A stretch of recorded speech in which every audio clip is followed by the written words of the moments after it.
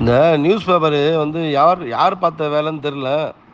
ஆனால் ஏதோ ஒரு ஏஜென்ட்டோ அது யாரோ ஒரு பத்திரிகை நிருபரோ யாரோ பார்த்துருக்காங்க.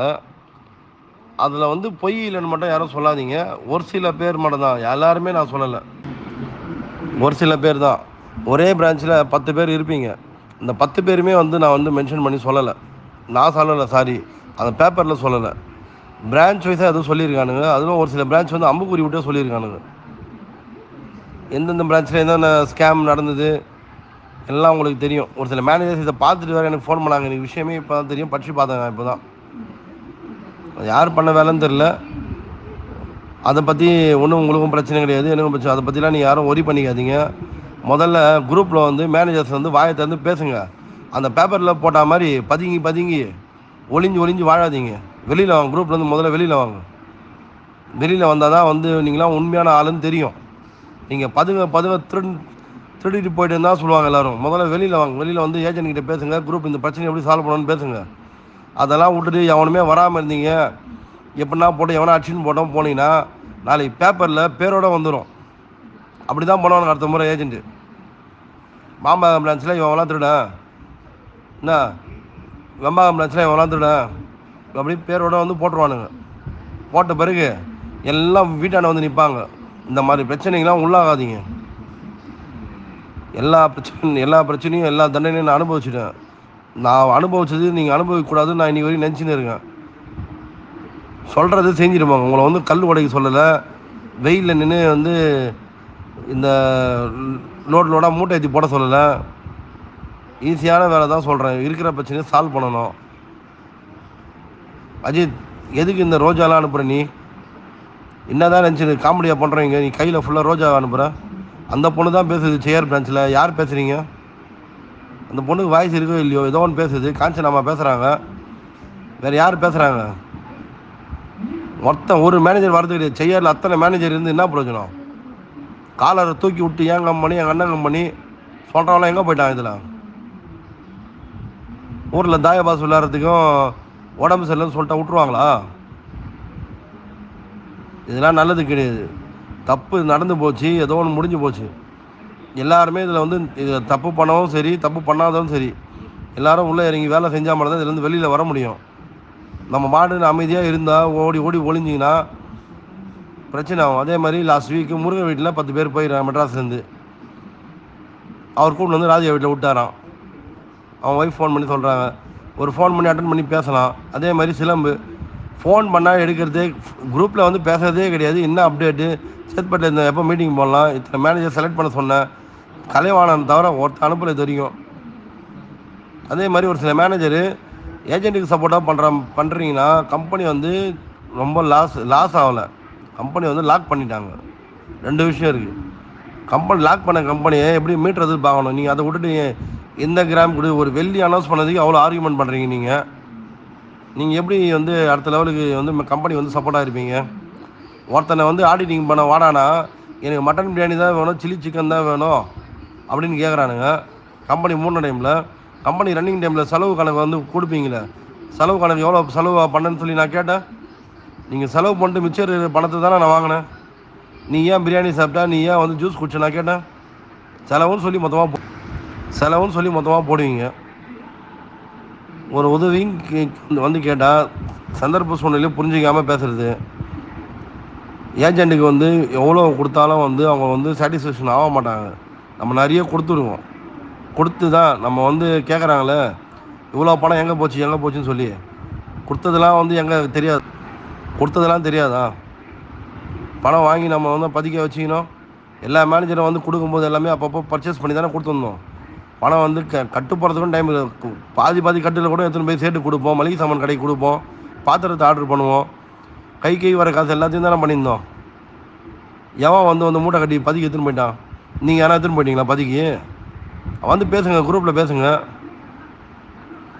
அவன் ஏஜென்ட் சொல்கிறான், நீங்கள் சேர்ந்த டேட்லேருந்து இந்த டேட் வரைக்கும் சேரும்போது என்ன சொத்து இருக்குது, இப்போ என்ன சொத்து இருக்குன்னு கணக்கெடுக்க சொல்கிறானுங்க. அடுத்த பேசுறது அவனுக்கு ஆரம்பிக்க போகிறாங்களாம். எதுக்கு? நீ ஏன் வந்து பேச மாட்டீங்க குரூப்பில்? இதில் பார்த்தீங்கன்னா லேடிஸ் தான் முக்கால்வாசி பேர் பேசுகிறாங்க. ஜென்ஸு வந்து வரவன் தான் வரான். மீதி பேர்லாம் வந்து நான் வேலைக்கு போயிட்டேன், இங்கே போயிட்டு அங்கே போயிட்டுன்னு சொல்கிறானுங்க.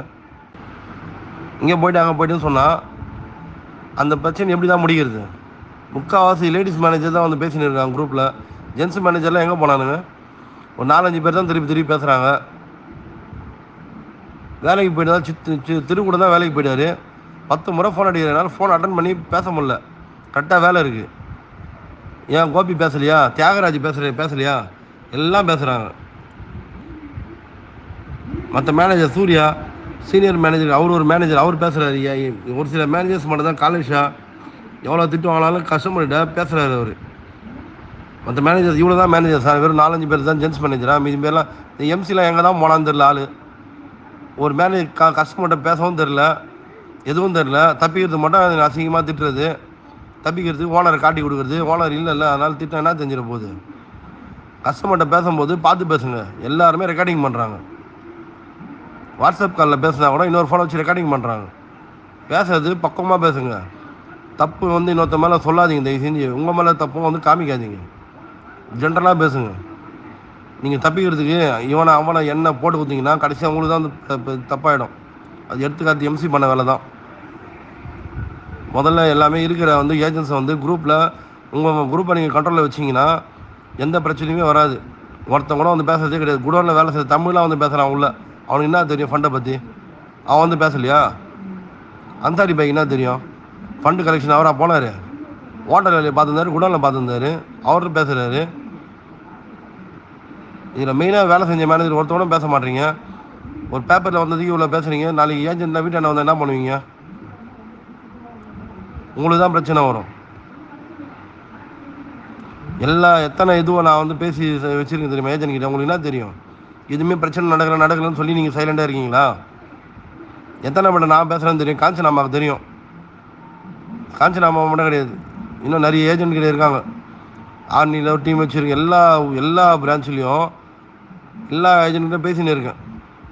உங்கள் லைனுக்கு எப்படி நான் வர முடியும்? பேசலை குரூப்புக்கு வரலன்னா எப்படி வர முடியும்?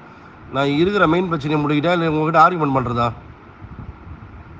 ஒரு டேட்டா எடுத்து கொடுக்க சொன்னேன், இது வரைக்கும் கொடுக்க மாட்டீங்க. ஒரு 10 பேர் முதல்ல சூஸ் பண்ணேன். அது எவ்வளோ நேரம் ஆகிட போகுது? மிஞ்சி போனால் ஒரு 1/2 மணி நேரம் ஆகுமா? முக்கியமான ஏஜென்ட்டு செய்யாரில் ரோஜா எடுத்து கொடுக்குது. மற்ற மேனேஜரில் எங்கே போயிட்டீங்க? ஒரு 10 பேர் சூஸ் பண்ண முடியாதா செய்யார் மேனேஜரால்? ரோஜா இன்றைக்கி வந்த பொண்ணு குரூப்பில் சேர்த்தேன்.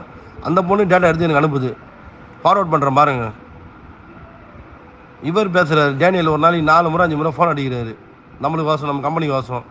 ஏன் அவர் கூட தான் ஃபண்டு கட்டிக்கிறாரு கோடிக்கணக்கில். 7 முறை கூட தான் கட்டியிருக்காரு. ஏன் இவங்களுக்குலாம் இருக்கிற அக்கறை உங்களுக்கு கிடையாதா? இவங்க ஃபண்டு கட்டி பணத்தை இழந்து ஏமாந்து நிற்கிறாங்க. இருந்தாலும் நம்ம கம்பெனிக்கு சப்போர்ட் பண்ணுறாங்க. எப்போனா மீட்டணும்னு சொல்லி நீங்கள் மாதம் சம்பளம் வாங்கி இந்த மாதிரி பண்ணுறீங்க. இதுக்கெல்லாம் நீங்கள் வந்து முன்னே இருந்து வேலை பண்ணால் தான் ஆச்சு. நான் வேலைக்கு போயிட்டேன், என்னால் பண்ண முடியாது, போக முடியாதுன்னு சொன்னீங்கன்னா பழிக்கு தேவையில்லாமல் நீங்கள் தான் உண்டாவீங்க. என்னால் கிடையாது. நான் அந்த தப்பை நான் எப்பயுமே பண்ண மாட்டேன். ஓகேவா? என்னை பார்த்து நீங்கள் பயப்படவும் தேவையில்ல, எதுவுமே பண்ண தேவையில்ல. என்னோடய வேலை செஞ்சீங்க, சம்பளம் கொடுத்தேன். அது விசுவாசமாக இருந்தீங்களான்னு எனக்கு தெரியாது, கடவுளுக்கு தான் தெரியும். கம்பெனி இப்போ படுத்துச்சு, தூங்கிச்சு. தூங்கின கம்பெனிக்கு வெளியிலேருந்து ஆளுங்க வந்து நம்மளுக்கு மேனேஜராக ஒர்க் பண்ணுறாங்க. இதெல்லாம் எதுக்கு போடணும்னா அப்போயாவது உங்களுக்கு உணருதான்னு சொல்லி தான் நான் போட்டேனே. அப்போட உணர மாட்டேறீங்க யாருமே. அவன் வேலையை அவன் மட்டும் தான் பார்க்குறீங்க. இது மாதிரிலாம் இருந்தால் எதுவுமே பண்ண முடியாது.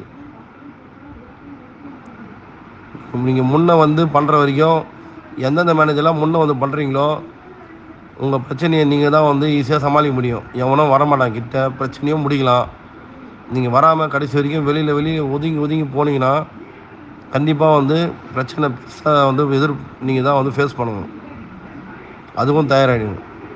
சில பேர் நினைக்கிறீங்க 90 நாள் ஜெயிலு போயிட்டு வந்துடலாம் அப்படி தானே நினச்சின்னு இருக்கீங்க. 90 நாள் ஜெயில் போயிட்டு வந்துடுவீங்க. ஃப்யூச்சரில் 10 வருஷம் 15 வருஷம் 20 வருஷம் தண்டனை கொடுத்தா அதுவும் ரெடியாக இருக்கீங்களா? ஃபேமிலி குழந்த வாழணும் அப்போலாம் தெரியாது உங்களுக்கு. நம்ம நினச்சா இந்த கேஸை 6 மாதம் 1 வருஷத்தில் முடிச்சு தூக்கி போட்டு ஓரம் போட்டு போய் ஏன் இன்னொரு வேலையை பார்த்துக்கினே கூட இந்த கேஸை முடிச்சிடலாம். இன்றைக்கி கூட நம்மளை ஜனங்க வந்து நம்பின்னு இருக்காங்க. பணம் கொடுப்போம், எதனா ஒரு ரூபத்தில் கொடுப்போம், இல்லை டைமாவது கொடுப்போம், எதனா ஒன்று பேசணும்னு சொல்லி. என்னால் வந்து அடிக்கடி வந்து குரூப்பில் வந்து பேச முடியாது. எனக்கு நிறைய வேலை இருக்குது. நான் சும்மா சுற்றி நிற்குன்னு பார்க்குறீங்களா? சும்மா வந்து குரூப்பில் ஓனர் வரமாட்டார், போக மாட்டார். எந்த குரூப்லையும் என்னால் வர முடியாது. சொல்கிற வேலையை முதல்ல வந்து ஃபாலோ பண்ணுங்கள். உங்கள் பிரான்ச்சுக்கு நீங்களே வந்து முன்னே வந்து நின்று ஃபாலோ பண்ணுங்கள். உங்களால் முடியலன்னா நீங்கள் ஒரு 10 ஏஜென்ட்டை வந்து ஃபாலோ பண்ணி 10 ஏஜென்ட்டோ 15 சூஸ் பண்ணுங்கள். அவங்கள வச்சு எல்லா வேலையும் பண்ணுங்கள். எதுவுமே பண்ண முடியாதுன்னா அப்புறம் ஒன்றும் பண்ண முடியாது. திருப்பி திருப்பி வந்து பழி வந்துக்கினே இருக்கும். அடுத்த கட்டது நான் சொத்து வந்து நோண்ட ஆரம்பிப்பாங்க. எவ்வளோ வாங்கிறீங்க நோண்டாமா, சொந்தக்காரன் அண்ணன் தங்கச்சி மாமா மச்சான் மாமியார் எல்லா இடத்துலையும் நோண்ட ஆரம்பிப்பாங்க. எல்லா இடத்துலையும் ஏஜென்ட். அதனால் கொஞ்சம் ஃபாலோ பண்ணி இது மாதிரி நியூஸ் பேப்பர் வருதுன்னா வரட்டும். தப்பு பண்ணவும் அதுக்கு உண்டான பதிலை சொல்ல போகிறோம். நீங்கள் யாரும் தப்பு பண்ணாதவங்க அடுத்த வேலையை பாருங்கள். வேலையை பாருங்கன்னா வந்து குரூப்பில் வந்து அடுத்த பிரச்சனை வந்து முடிக்க பாருங்கள். பயந்து ஒழிஞ்சுன்னு இருந்தீங்கன்னா பிரச்சனை வந்து மேற்கொண்டு அதிகமாக தான் போயின்னு இருக்கும்.